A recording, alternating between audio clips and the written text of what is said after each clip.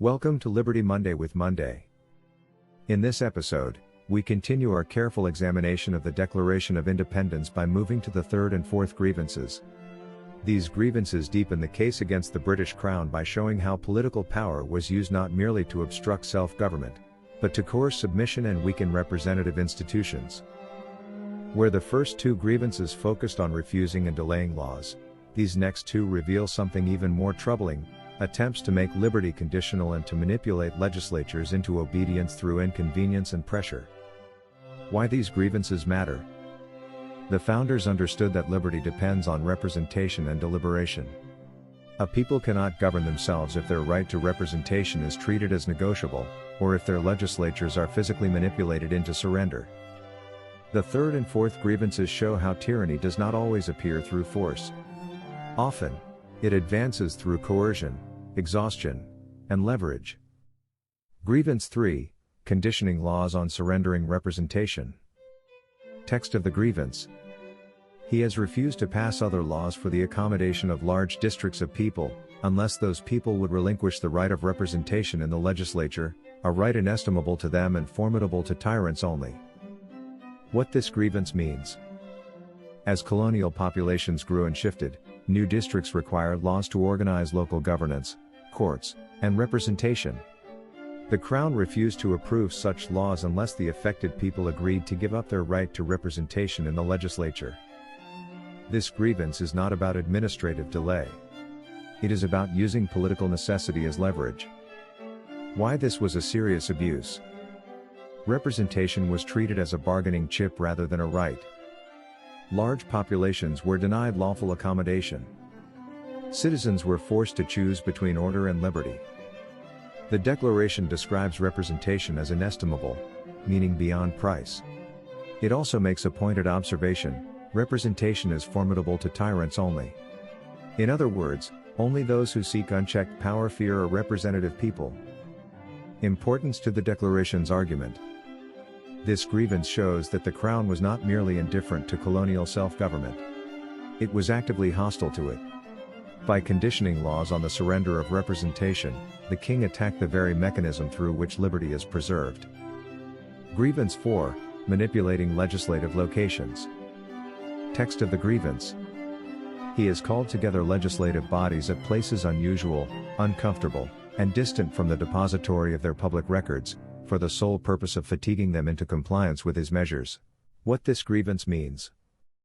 The king repeatedly summoned colonial legislatures to meet in locations that were inconvenient, physically uncomfortable, and far from official records. These were not accidental choices or logistical oversights. The Declaration makes clear the intent: to wear legislators down until they complied. Why location matters in governance. Legislatures rely on records to debate and legislate responsibly. Travel imposed physical and financial strain. Distance reduced public participation and transparency. By forcing assemblies to meet under such conditions, the Crown interfered with the normal functioning of representative government. The deeper issue at stake. This grievance highlights a subtle form of tyranny: control through exhaustion. Rather than dissolving legislatures outright, the king attempted to make their work so burdensome that resistance became unsustainable. Liberty cannot survive when deliberation is replaced by fatigue. How the third and fourth grievances work together.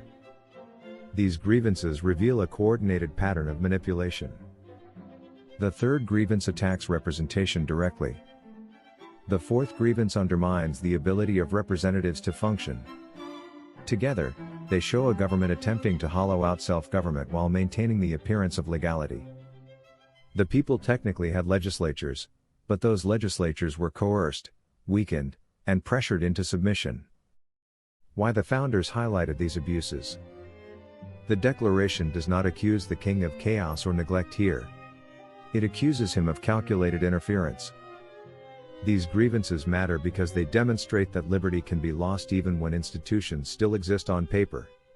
When representation is conditional and deliberation is manipulated, freedom becomes fragile.